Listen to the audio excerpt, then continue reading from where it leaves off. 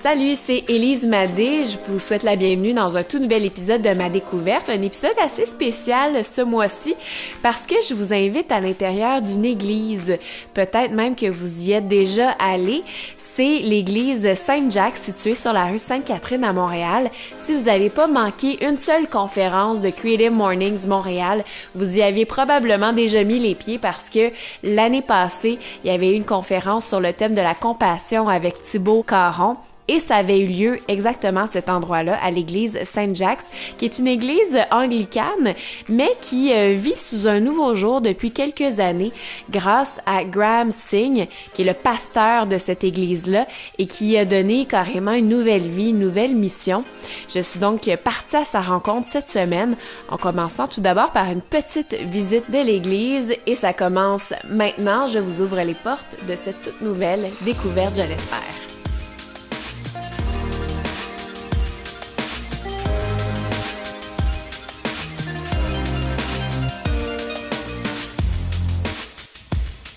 Bon, alors moi je suis Graham Singh, je suis le directeur de la Fondation des Centres Trinité et je suis aussi le pasteur de cette église. C'est une église anglicane au centre-ville de Montréal, c'est une des plus anciennes églises de Montréal. Et quand je fais des introductions à mes frères et sœurs québécoises, je dis honnêtement, je travaille dans l'église, mais mon job c'est de fermer les églises. Et là, plusieurs des gens ont dit, OK, this is like the natural outcome de la révolution tranquille. C'est le natural outcome, hein, de dire la révolution tranquille. Ça nous dit que les églises doivent fermer dans le... On n'en veut plus chez nous. Voilà, c'est ça. Mais qu'est-ce qu'on fait avec les bâtiments? Et ça, c'est un peu le projet de Saint-Jacques. Est-ce qu'on peut explorer un peu, justement, qu'est-ce qu'on fait avec ce bâtiment? Alors là...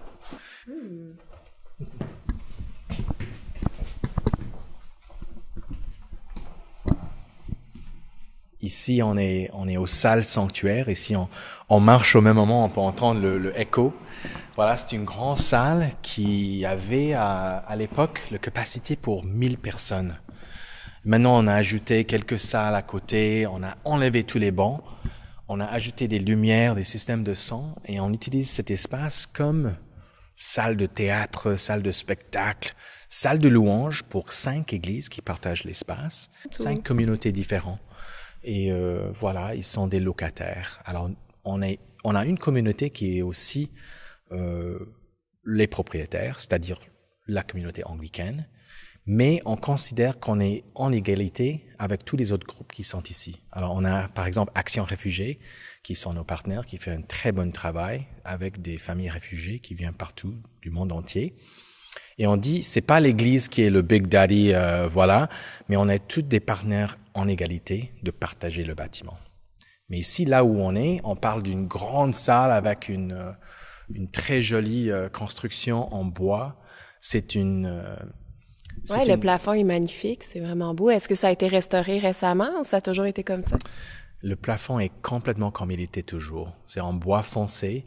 Mais c'est un défi d'engineering et voilà, et ça ressemble à un bateau. Je sais pas si vous voyez ça, un bateau à l'envers, et comme l'arche de Noé par exemple. Et là c'est très joli. Et non, on n'avait pas fait grand chose de la restauration. C'est comme ça, c'est très beau. Ça date de quelle année ici, ce bâtiment-ci? Alors ce parti-là, ça date de presque 150 ans. 150 ans.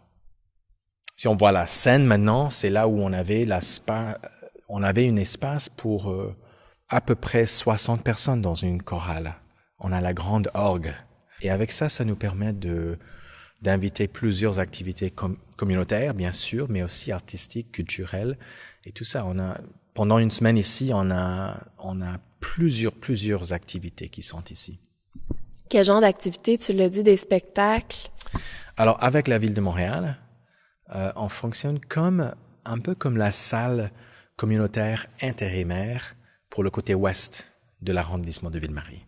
Alors, l'arrondissement est en train de construire une grande nouvelle Big Show Community Center dans le site du ancien hôpital de Children's. Et ça va être un super site, mais en attendant, on utilise cet espace ici. On a 22 concerts par an qui sont faits par la ville. Ce sont des musiciens, principalement des Montréalais.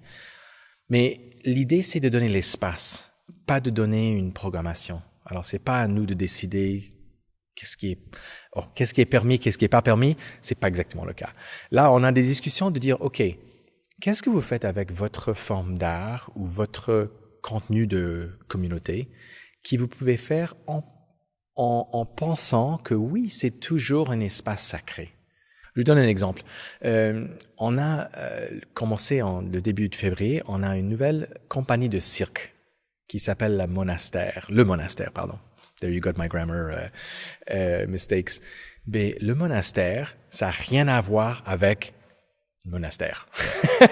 C'est pas nous qui a inventé le mot, ça n'a rien à voir avec l'église. C'est une compagnie de cirque qui était faite par des artistes de Cirque du Soleil, de Cirque Éloise, qui ont dit, OK, on a comme 10 000 employés de Cirque du Soleil qui sont de Montréal ou basés à Montréal, mais ils n'ont pas beaucoup d'opportunités de jouer, de performer leur forme d'art à Montréal. Alors, ils ont formé une petite compagnie de cirque qui s'appelle le Monastère et ils ont cherché un lieu avec beaucoup d'auteurs dans le plafond. Et là, we met each other, we fell in love, and voilà, we are gonna be, ça va être la première église qu'on connaît qui est à la fois une église consacrée, toujours active comme église, et qui a une compagnie de cirque installée dedans. Pour nous, on pense qu'il y a un certain moment où on peut vraiment tuer le cœur d'une église par complètement enlever la vie spirituelle. D'enlever la vie religieuse, c'est autre chose. Et là, au Québec, on est bien sûr que enlever la vie religieuse, c'est important. C'est important de hit the reset button. Mm-hmm. Mais le côté spirituel, nous, on trouve que there are so many people qui cherchent une vie spirituelle. Mm-hmm. Et là... Qui cherchent un sens, une façon de se recueillir. Exactement. Mais ce qui me frappe toujours, c'est que c'est dans le côté culturel et artistique où on voit la spiritualité des Québécois. C'est là, quand moi je suis à Cirque du Soleil, je pense, OK, this is where Quebecers are getting their spirituality from. C'est là où ils demandent des questions de pourquoi est-ce qu'on est ici, pourquoi est-ce qu'on est des êtres humains. Alors moi, comme pasteur, je fais mes recherches à Cirque du Soleil et je fais mes rêves là, j'apprends beaucoup et de dire, OK, vous êtes en égalité. Votre perspective, on peut le mettre en égalité avec le nôtre et on peut être toujours fier de notre spiritualité. On n'est pas obligé de se cacher. Voilà, ça c'est l'idée.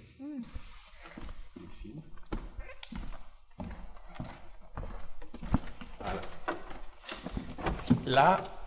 Là, on s'assoit sur la console de l'orgue.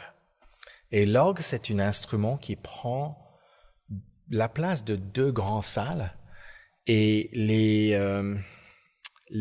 pipes, c'est ça? What do you call this? Des tuyaux.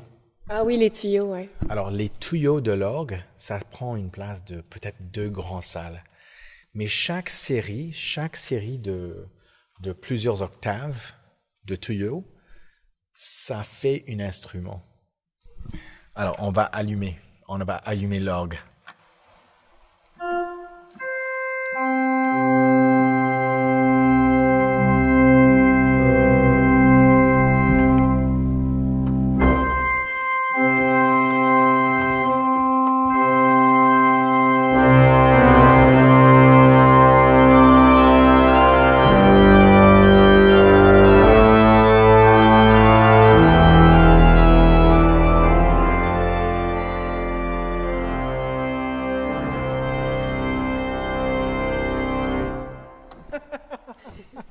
C'est la première fois que je vois un orgue de cette voilà. Alors, moi, allons-y, commençons après cette petite visite éclair.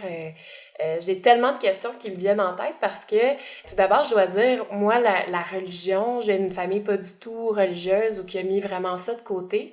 Fait que pour moi, la religion, c'est quelque chose qui est présent seulement lors des funérailles, puis à Noël, mettons, à Pâques, des grandes fêtes comme ça. Donc, je me demandais un peu, tu sais, comment ça allait se dérouler. Puis là, tout à l'heure, en faisant la visite, tu me parlais plus de spiritualité. Puis j'étais curieuse de t'entendre là-dessus. Selon toi, c'est quoi exactement une spiritualité versus une religion? La question de spiritualité, moi, je pense que c'est une question à la base de l'humanité. C'est quelque chose, tout le monde demande pourquoi je suis ici, pourquoi est-ce qu'on est ici pour la vie. Qu'est-ce qui se passe quand tout va très mal, qu'on a des problèmes? Qu'est-ce qu'on pense on tombe amoureux, qu'on a un enfant, quand quelque chose se passe très bien, on est dans un moment de grande créativité, on sent la présence de quelque chose d'autre. Et ce quelque chose d'autre, pour moi, c'est la spiritualité. Mais le côté de religion, c'est-à-dire, oui, ok, j'ai trouvé mon spiritualité, maintenant je suis à la base végétarienne qui pense beaucoup à la vie internationale. Et on me dit, non, mais ça, c'est pas spirituel. On dit, oui et non. Parce que ce qui se passe là, c'est que on devient amis, nos amis très proches partagent les mêmes valeurs que nous. Et ça devient... Je dis pas que tous les végétariens sont spirituels, mais moi, j'adore parler à mes amis végétariens. Je dis, pourquoi vous êtes végétarien? Et normalement, les réponses, c'est une réponse spirituelle. Alors moi, je pense qu'on a tous notre côté spirituel et quand on devient amis avec des autres qui partagent nos valeurs, on commence à créer un genre de religion, un genre de mode de vie. Voilà. Une façon de s'associer avec des gens qui nous ressemblent, puis de partager ces intérêts-là. Ou... Exactement. On va à un gym, par exemple, et on partage une religion de notre gym. Voilà. Et c'est ça ce que la vie... Fait que les réseaux sociaux, ça serait une religion aussi. Absolument. Et les réseaux sociaux, c'est très difficile parce que ils ont un intérêt à nous connecter avec des autres gens avec qui on partage des valeurs. Tout ça se devient un mode de vie. Un mode de vie, un autre nom, c'est une religion. La religion, souvent, c'est parce que ça a tellement mauvaise presse aussi depuis quelques années au Québec, puis avec l'histoire du Québec aussi, que des fois, on associe ça à autre chose, mais quand tu penses à la base de ça, c'est pas si compliqué que ça, puis c'est pas loin de nous du tout. Pas du tout, exactement. Ouais. C'est une religion qui n'était pas choisie. Le moment qu'on a une religion qu'on n'a pas choisie, ça devient quelque chose qui est forcé sur nous.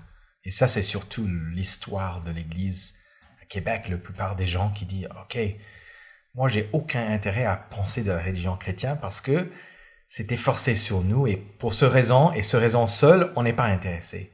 On la laisse à côté. » Alors, quand les gens comprennent qu'on est en train de fermer les églises, ils disent « Ok, maybe there's something we should check out here. » Oui, parce que les gens se désolent quand on entend parler qu'il y a des églises qui se font détruire ou convertir en condos parce qu'on a l'impression que ça fait quand même partie, malgré tous ces aspects négatifs-là, de notre identité, de notre patrimoine. C'est ça. Quelqu'un qui m'a beaucoup inspiré, et peut-être il y a quelques-uns de vos listeners qui connaissent ce monsieur, c'est François Forget de l'agence de publicité Sidley. Et François, c'est un homme... très naturellement spirituel, je peux dire. Mais il a parlé de la perron de l'Église comme partie principale de la culture québécoise. Et si j'ai bien compris, l'idée c'est que plusieurs des Québécois, ils n'étaient pas super confortables à l'intérieur de l'Église, là où était la messe, c'était très formel, très religieux. Mais à l'extérieur, sur le perron d'Église, c'est là où tout le monde se jasait ensemble, se parlait.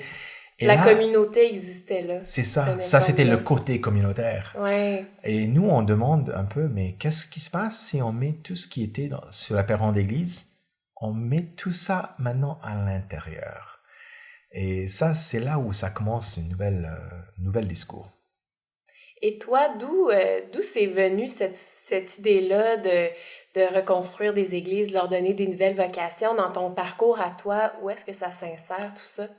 Alors, j'étais né en Ontario, à côté de Toronto, et je suis fièrement le produit d'un système d'éducation d'immersion français en Ontario. Et d'ailleurs, je suis très impressionnée par ton français, vraiment. Là. C'est gentil. En fait, ma femme, c'est une Française de France, alors c'est comme ça que ça aide un peu. Ouais. Mais quand même, je fais pas mal de fautes de grammaire. Mais voilà, j'étais né en Ontario, et j'étais comme la plupart des gens en Ontario, on peut dire. C'est-à-dire que j'étais dans une église, c'était une église presbytérienne, et j'étais dans une école qui était une église anglicane. Alors j'avais une base de la foi chrétienne, et c'était une partie de ma vie. Mais au moment de partir pour l'université, et après pour mon master en Angleterre, petit à petit, j'ai juste quitté l'église. J'ai dit honnêtement, oui, je suis parti de l'église, mais c'est pas vachement important pour moi. Mais c'est là, dans une église en Angleterre, où j'ai vu qu'il y avait beaucoup de jeunes et beaucoup d'églises fermées. Et cette église avec beaucoup de jeunes a dit aux évêques, pourquoi nos évêques, est-ce que vous ne donnez pas ces bâtiments fermés à tous nos jeunes? C'était pas des jeunes, des adolescents, mais des jeunes dans les vingtaines et choses comme ça. Et les évêques ont dit, OK, all right, we'll give you a shot. Et on vous laisse faire un peu. Et en fait, ce modèle a pris feu. Les églises étaient réouvertes par des très jeunes leaders et on a découvert des modèles complètement différents pour l'église. Et c'est un peu là où j'ai redécouvert.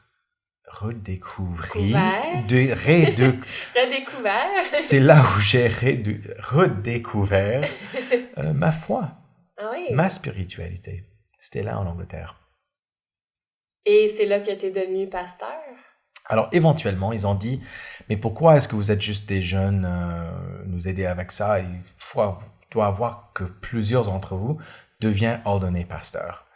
Et ils m'ont demandé si moi je suis d'accord pour refaire mes études en théologie et prenez ce piste. Et j'ai dit oui. Et c'est là où j'étais ordonné pasteur dans l'église anglicane, au cathédrale Saint-Paul's, au centre-ville de Londres. C'est un des cathédrales le plus beau du monde. Et c'est là où ma vie a vraiment changé. Et par la suite, tu es revenu au Québec? Alors, c'était là en Angleterre où j'ai commencé dans ce piste à être pas juste membre, mais vraiment le leader d'un de ces projets. C'est là où j'ai rencontré ma femme, Céline. On s'est mariés en France, mais pendant qu'on était en Angleterre. Et on avait 2 de nos enfants étaient nés en Angleterre. Mais au même moment, on a toujours regardé en France et au Canada, de dire, mais est-ce qu'on n'a pas exactement le même problème? Toutes ces églises fermées, et pourquoi est-ce qu'on ne peut pas essayer la même solution au Canada? Et c'est là, ça fait il y a maintenant 5 ans, où on s'est déménagé au Canada pour essayer et voir si ces modèles marchent. C'est comme ça que je suis ici au centre-ville de Montréal. Et est-ce qu'il y a quelque chose qui t'a amené dans cette église-ci, à Saint-Jacques en particulier? Quand j'ai revenu d'Angleterre, j'ai voyagé pas mal autour du Canada, parler aux évêques, disant, mon évêque, est-ce que vous avez une idée à qu'est-ce qu'il faut faire avec ces bâtiments? Est-ce que vous avez une stratégie? Est-ce qu'on peut parler de ça? Est-ce que vous êtes ouvert aux nouveaux idées? Et dans la plupart des cas, les évêques m'ont dit, Graham, come into my office, let's talk, parce qu'on n'a pas de stratégie. On a très peur. On ne sait pas quoi faire. Le religion chrétienne, comme il était, est complètement fini. Mais on n'a pas une grande idée à qu'est-ce qu'il faut faire après. Et c'est là où, éventuellement, l'évêque de Montréal, qui est la première évêque femme de Québec, qui est fièrement mon évêque, Mary Irwin Gibson, qui parle Mohawk, qui a son business degree de l'Université de Montréal. C'est une femme superbe. Elle m'a dit, Graham, honnêtement, je te donne une chance. Je vais te donner un des meilleurs bâtiments du centre-ville, une page vide, et qu'est-ce qu'on peut faire? Et c'est comme ça, avec l'invitation de l'évêque de Montréal, qu'on est venu ici. Et t'es parti de zéro complètement? Ce que moi je préfère faire, c'est de toujours commencer à zéro, si on peut. Parce que toutes les opinions, les préférences, les habitudes des gens religieux, même si c'est un religieux comme l'église anglicane, qui est assez ouvert, il y a plusieurs très bons côtés. Quand une église a fermé, toutes ces habitudes peuvent devenir très difficiles à gérer. Pour moi, je trouve que c'est toujours mieux pour tout le monde de dire « cette église a fermé ». On peut avoir une certaine genre de tristesse, de grieving. C'est quoi grieving en français? Le deuil. Le deuil de dire « ok, c'était super, mais ça n'a pas marché. Maintenant, c'est fini ». Et d'avoir ce moment de dire « c'est triste, c'est difficile, c'est très important ».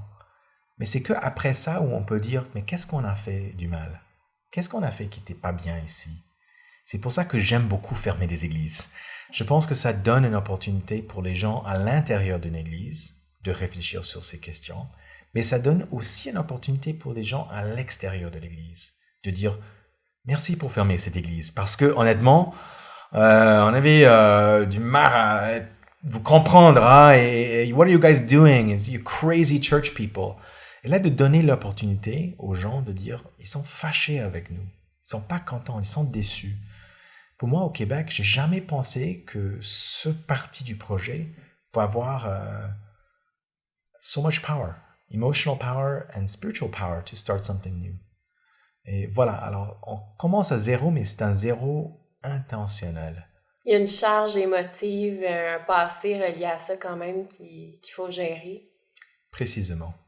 Et de dire aux gens que la foi chrétienne, c'est un spiritualité qui commence à moins de zéro, qui commence avec des gens qui ont fait beaucoup de mal. C'est là pour moi la vraie foi chrétienne.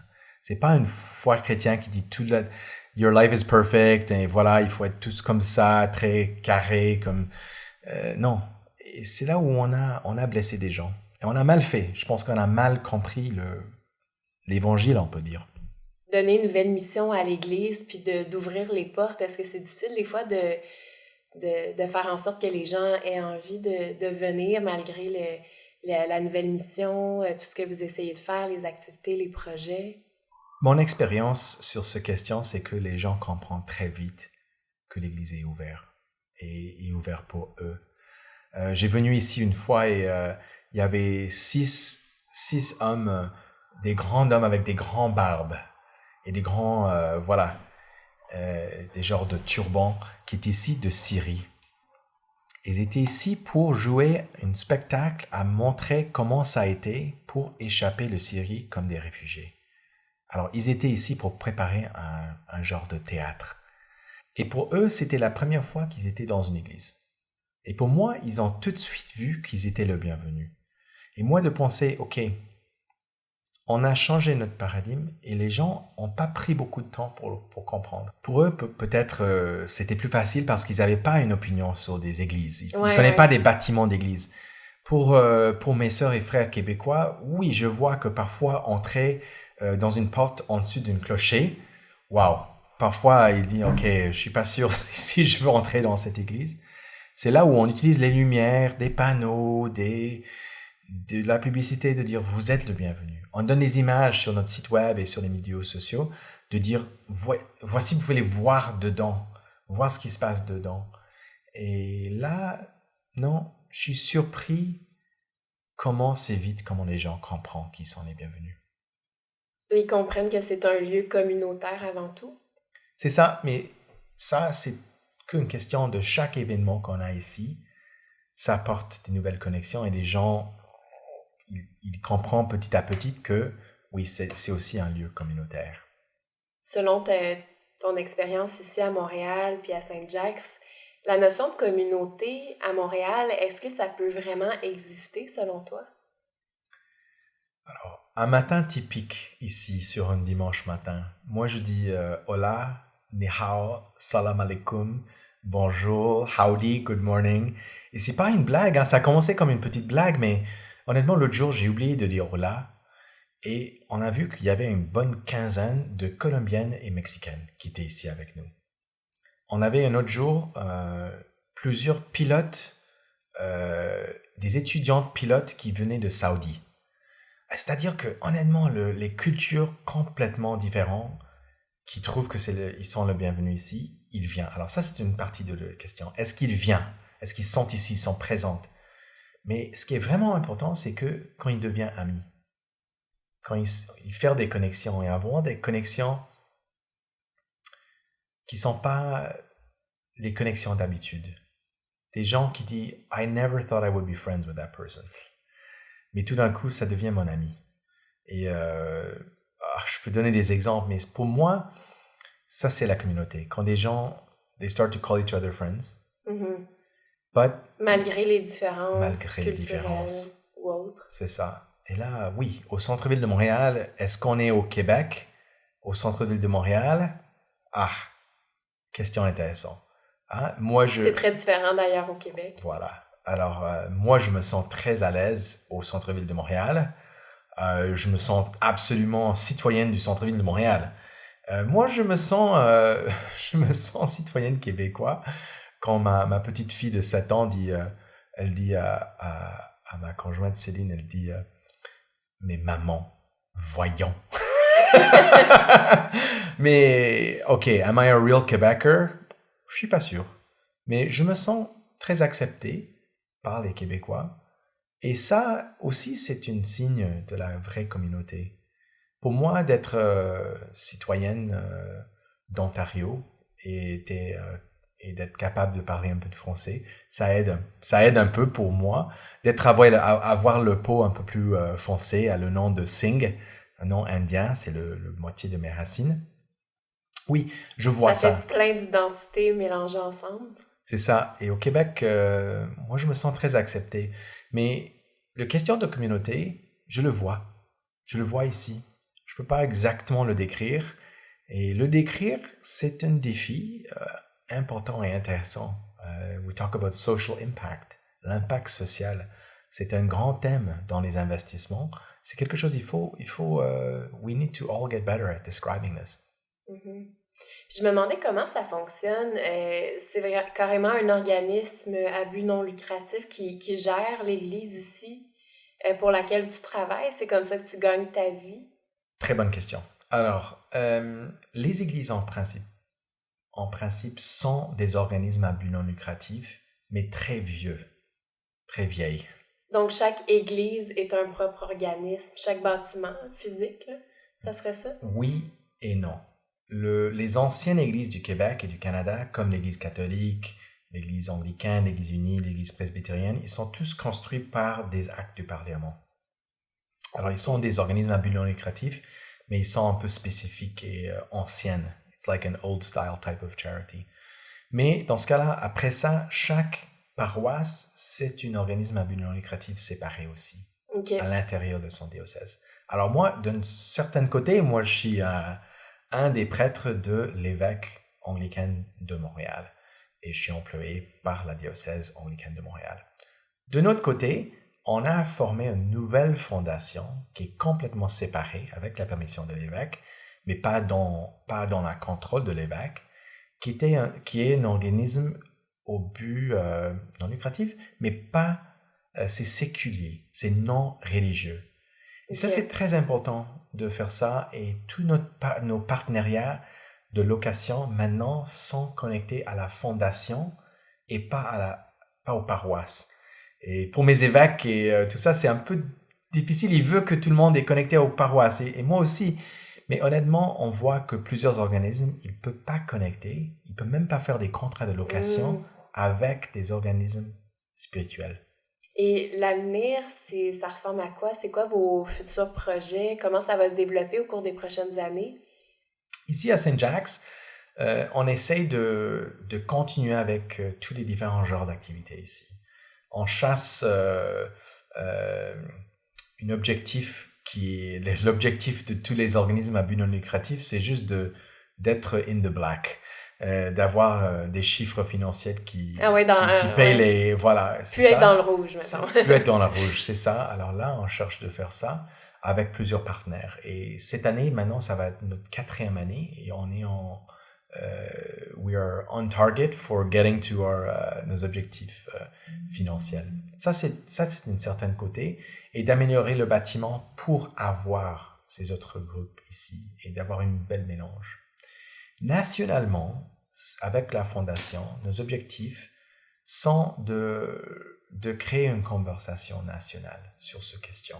Qu'est-ce qu'on va faire avec tous ces bâtiments? C'est ça. Oui, je me posais la question en préparant justement cet entretien-là. Je me disais, mais pourquoi le gouvernement s'en occupe pas? Pourquoi c'est un organisme comme le tien qui a décidé de bâtir tout ça? Pourquoi il n'y a pas de responsabilité collective par rapport à nos églises? Qu'est-ce qu'on en fait? Qu'est-ce qu'on veut en faire? Ce que moi j'ai découvert,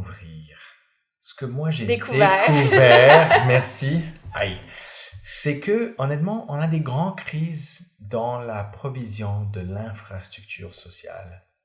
Et quand je parle aux urbanistes, aux conseillers municipaux, aux architectes, aux ingénieurs, ils me disent toujours la même chose, c'est que on n'a pas construit suffisamment d'infrastructures sociales. Et on a beaucoup d'infrastructures sociales qui n'est pas bien utilisées.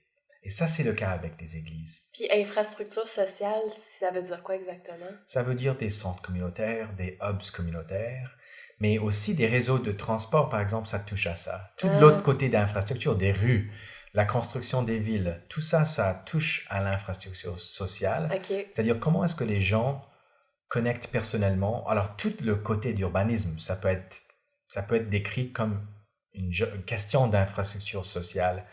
Mais principalement, on définit ça par dire où sont les lieux, les environnements, les opportunités où des gens peuvent se connecter. On peut dire pourquoi est-ce que je suis ici, qu'est-ce que je fais avec ma vie, comment est-ce que je gère ma vie en communauté. Et là, comment est-ce que le gouvernement n'a pas répondu à ces questions? Principalement parce que les bâtiments, à l'instant, n'appartiennent pas à la ville ou aux provinces ou au gouvernement fédéral. Ils appartiennent aux églises. Et tout ce qui se passe dans le monde d'urbanisme, c'est vraiment dirigé par ceux those who own the buildings. Et ce qu'on essaie de faire maintenant, c'est de créer un genre de co-ownership structure pour ces bâtiments. Et c'est avec cette structure où le gouvernement peut connecter et répondre exactement à ces questions. Parce que là, il n'y a aucun pouvoir, en fait. Si ça ne lui appartient pas. Ils ont une seule pouvoir. Le pouvoir, c'est un pouvoir, ils ont deux. Les deux pouvoirs sont question de zonage et question des impôts. Et ces bâtiments d'église sont, en règle générale, exemptés des impôts, des trois impôts. Local, de foncière, what do you call it, local tax. Municipales? Les taxes municipales. Ils sont exemptés des taxes de vente et ils sont exemptés des taxes de revenus. Ce sont des organismes au but non lucratif. Ça, j'imagine, ça vient un peu de l'histoire de l'importance de l'Église au Québec. Il y avait comme un certain privilège et c'est resté comme ça. C'est exactement ça. Et ça, pour la Fondation, c'est un de nos défis pour le début de l'année prochaine, c'est de parler beaucoup de ce contrat social entre l'État et les églises.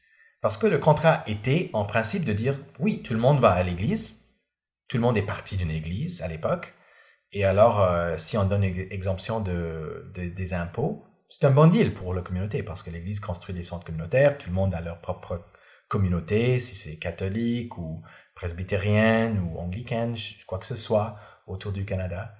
Mais maintenant que très très peu de gens ont une connexion à une de ces églises et que les bâtiments servent pas aux besoins de la communauté d'aujourd'hui, le contrat social pour ces bâtiments, c'est pas un très bon contrat.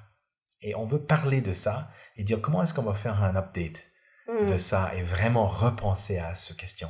J'ai l'impression que c'est un sujet assez sensible quand même. Oui, c'est sensible, mais c'est important. Et c'est pour ça que Mais est-ce qu'il y a des politiciens qui vont vouloir se mouiller là-dedans, dans cet enjeu-là, puis prendre position? On était très encouragés par M. Jacques Chagnon, président de l'Assemblée nationale ici du Québec, qui nous a écrit une lettre de soutien pour la Fondation des Centres Trinité très fort. Et c'était une lettre où lui, et oui, il vient de prendre sa retraite. Alors, des lettres des politiciens qui sont en train de faire leur retraite sont toujours les meilleures lettres. Oui, c'est ça. Ils n'ont plus rien à perdre. Mais quand même, M. Chagnon, c'est un politicien avec beaucoup d'expérience, beaucoup de respect. Et son soutien, c'est très important pour nous. Mais les autres politiciens, je trouve que, oui, ils sont prêts à se battre pour ça. Parce qu'ils savent que les villes développent très vite à l'instant. Et ce sont des opportunités que si on les perd maintenant, on ne va jamais les avoir. Il va être trop tard à un moment donné. Si on détruit tout ce qu'on a ou si on décide qu'on le vend en privé puis on s'en occupe plus, c'est une grosse perte pour notre société puis la collectivité. Ouais. Exactement. Mais ce que j'ai vu avec... moi, j'ai 2 diplômes dans la politique. Alors, j'ai peut-être un peu de background et j'ai plusieurs amis qui travaillent dans le domaine politique. Et ce que je vois, c'est que il faut vraiment montrer quelque chose devant nos politiciens qui sont des solutions qui sont faisables. Il faut les montrer, il faut donner. Look, sir, look, madame, Madame Plante, par exemple. I would never say look, Madame Plante, to Madame Plante, mais s'il vous plaît, Madame Plante, est-ce qu'on peut parler de ça? Et elle est ouverte. Et on a parlé un peu, on va parler un peu plus dans l'année au début de l'année prochaine, de dire ça c'est une solution qui est faisable. Et en fait, c'est les maires de ville. Les maires de ville sont très intéressés à notre projet et on est très encouragés par les conversations qui ont déjà commencé. Parce qu'au niveau municipal, c'est plus facile de reprendre un contrôle sur des bâtiments comme ça? Ou... Les municipalités ne veulent pas acheter et être propriétaires des bâtiments. Ce qu'ils veulent à l'instant, ce qui est en fashion maintenant, c'est de louer au long terme. Alors par exemple, à Montréal, on a l'ancien site du Children's Hospital. C'est un grand complexe de 5 tours et presque 1 million de pieds carrés des résidences. Et la ville de Montréal vont louer quelque chose comme 50 000 pieds carrés pour une centre communautaire. Et ils vont payer, je pense, c'est presque quelque chose comme 80 millions de dollars pendant 40 ans. Alors, c'est-à-dire, ils préfèrent à louer. Et ça m'intéresse beaucoup parce que si on peut dire aux églises, vous pouvez rester les propriétaires au long terme, mais on peut vous aider à faire un genre de location pour les municipalités, de vraiment partager le bâtiment, de le mettre au niveau, de le mettre au standard qu'il faut, avec des toilettes qu'il faut, tous des systèmes de sécurité, le chauffage, voilà, des lumières, des systèmes de son. Dans ce cas-là, on a une vraie partenariat. Et c'est... Quand vous demandez qu'est-ce qui est l'avenir, moi je me dis, ça c'est mon rêve, qu'on peut faire ce genre de partenariat, faire un update du contrat social, et vraiment, we can really see this thing fly. Ton but, est-ce que ça serait de faire d'autres projets comme ça, peut-être à Montréal ou à l'extérieur de Montréal? Notre rêve avec la Fondation, c'est de toucher, aider, être partenaire avec 100 bâtiments autour du Canada. À travers le Canada. Au travers du Canada. On va commencer au Québec. C'est ici où on est le centre des églises fermées au Québec. C'est pour ça que je suis ici à Montréal. C'est une grande partie de mon décision d'être ici. Mais autour du Canada, on a 28 000 églises, bâtiments d'églises. Et on est en train de fermer un minimum de 10 000 de ces 28 000 églises. Plus que le tiers. Plus que le tiers, c'est ça. Qu'est-ce qu'on peut faire peut-être avec les meilleurs 100 de ces 10 000 bâtiments? Et qu'est-ce qu'on peut faire? C'est quoi les nouvelles possibilités? Parce que là, on a parlé de lieux de spectacle, lieux de rencontre, louer des locaux pour des organismes communautaires, des trucs comme ça, mais est-ce que ça pourrait aller plus loin que ça? C'est ça. Ça, ce sont les bases des hubs communautaires qu'on propose. C'est de partager, oui, avec des églises qui étaient toujours des locataires parfois, des résidents dans ce bâtiment. On ne veut pas les enlever complètement. Mais oui, de dire salle de spectacle, salle de conférence, les places pour des organismes à but non lucratif qui ont eux-mêmes des très grands problèmes à payer leur loyer au centre-ville. Alors, ça les aide beaucoup à être partenaires d'un genre de coworking space. Et on travaille avec quelques spécialistes de coworking qui nous aident à développer la modèle.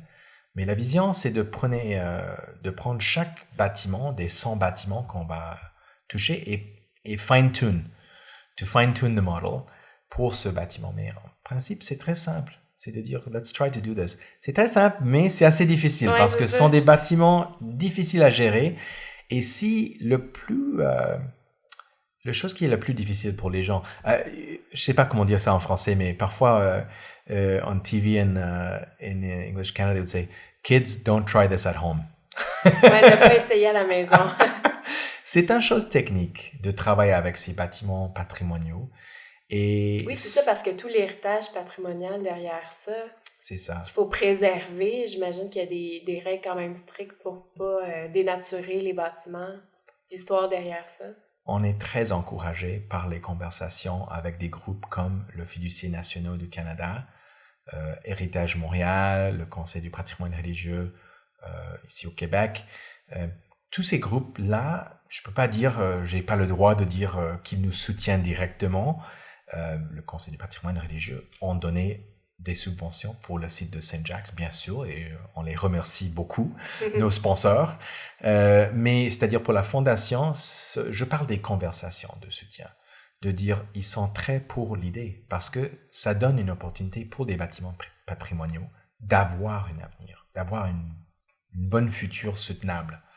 Et ils sont nos partenaires, ils sont nos amis, ils sont pas contre ces idées du tout. Le thème de Creative Morning ce mois-ci, c'est la tradition.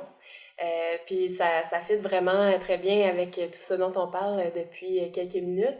Pour toi, est-ce que le concept de tradition, c'est quelque chose, une responsabilité qu'on a de les préserver, puis de les transmettre aux prochaines générations? Est-ce qu'il y a un peu de ça aussi derrière toute ta démarche et celle de ton organisme? Absolument. Et j'étais déçu que j'étais pas à Creative Mornings Ouais, ce mois-ci. C'était à Havas. Moi, je pense que absolument, c'est le rôle de chaque génération de prendre les traditions qu'ils trouvent sont importantes et de les réinterpréter pour leur génération. Alors, par exemple, où est le rôle de la prière? Est-ce que les gens vont prier? Quand il y a quelqu'un qui est malade avec un cancer, est-ce qu'on prie? Oui, absolument. Il n'y a personne que je connais qui a sa mère ou sa sœur qui a du cancer qui ne commence pas à prier. Même si c'est un prix d'être fâché au Créateur, de dire « How dare you? How dare this happen? This is a terrible thing. » C'est un cri contre un créateur, une force créative. On dit toujours, il n'y a aucun athée sur un avion qui est en train de se péter. Voilà, I don't mean to taquine mes amis athées, mais moi je trouve qu'il y a très très peu de vrais athées. Mais quand même, on a des traditions d'aller aux cabanes à sucre, de faire des grands fêtes, le fête de Saint-Jean-Baptiste. On a des traditions absolument dans chaque industrie, dans chaque groupe de peuple. Si on veut partager avec quelqu'un qui est nouveau dans notre quartier, on peut dire, mais quelles sont vos traditions? Et c'est un grand honneur si quelqu'un nous invite pour fêter le Ramadan, par exemple, ou voilà, pour un Québécois de nous inviter, « Hey, do you want to come and do vous voulez venir faire un cabane à sucre à le petit endroit dans les Laurentides, là où va ma famille ?» C'est un grand honneur, ça. Hein, de partager des traditions avec... et comparer et dire « Ah, mais dans ma famille, c'est comme ça qu'on le fait. » On fait ça dans des mariages, dans la vie en couple. Des gens disent « Oui, ça c'est ma tradition, mais ça c'est mon tradition. » Et on partage et on se dispute sur ça. C'est la texte de vie. Ce sont des textes de vie, des traditions. Et tu vois ça comme quelque chose qui peut évoluer, qui se transforme? Absolument. Et moi, alors moi je suis moitié écossais, moitié indien. Mais j'étais né à côté de Toronto et ma femme c'est une Française. Alors, et voilà, je mélange des traditions dans ma personne. Et je suis fièrement partie de la société de St. Andrews, qui est la société écossaise de Montréal, qui est très bien organisée. Et grâce à ma grand-mère écossaise, moi j'ai mon propre kilt. Alors, quand je vais à la grande fête de St. Andrews, j'apporte ma kilt.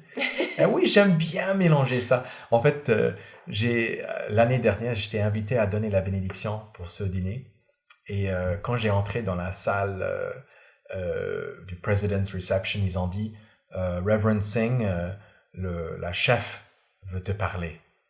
Et j'ai regardé au fond du salon, il y avait une femme dans une tuxedo avec des cheveux très courts qui m'a salué. J'allais la voir et c'était la chef Mohawk qui était là pour donner la bénédiction dans la tradition Mohawk avec moi. Alors moi j'étais le pasteur comme ça et elle était la chef Mohawk et c'était formidable. On a mélangé les traditions, ça se passe tout le temps comme ça. Mm-hmm. Qu'est-ce que je peux te souhaiter et à Saint-Jacques pour 2019? On est obligé de avancer notre projet. Mais je veux pas laisser à côté cette période très très riche d'entendre, d'écouter, d'apprendre. Alors, pour nous, si je souhaite quelque chose, c'est de retenir ce mode. Et après ça, d'avoir quelques contrats qui sont très lucratifs et qui nous aident à payer tous les frais, ça peut nous aider beaucoup. Et aussi pour vraiment parler aux investisseurs institutionnels aux côtés de la fondation, pour ce qu'ils peuvent comprendre la possibilité de qu'est-ce qu'on peut faire avec ces bâtiments. Si cette idée prend feu cette année, ça va vraiment changer notre pays. Je t'envoie mes meilleures pensées. Merci Élise, c'est très gentil. Merci d'avoir pris le temps de me rencontrer puis de m'avoir fait jouer de l'orgue aussi, c'était bien apprécié. C'est très gentil et merci pour votre patience avec mes fautes de grammaire. Voilà, et j'espère que tout le monde qui nous écoute sent les bienvenus ici pour venir visiter quoi que ce soit. Et moi, je vous souhaite des très bonnes fêtes et la début de l'année prochaine. Merci beaucoup.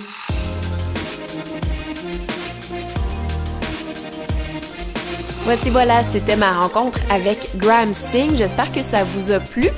N'hésitez pas, si vous avez des commentaires, à me les écrire sur la page Facebook de Ma Découverte ou encore sur mon site web madécouverte.ca. Sur ce, je vous souhaite une très belle fin d'année 2018 et surtout une merveilleuse année 2019. Je m'appelle Élise Madé et c'est une promesse, on se revoit l'année prochaine. Merci, à bientôt!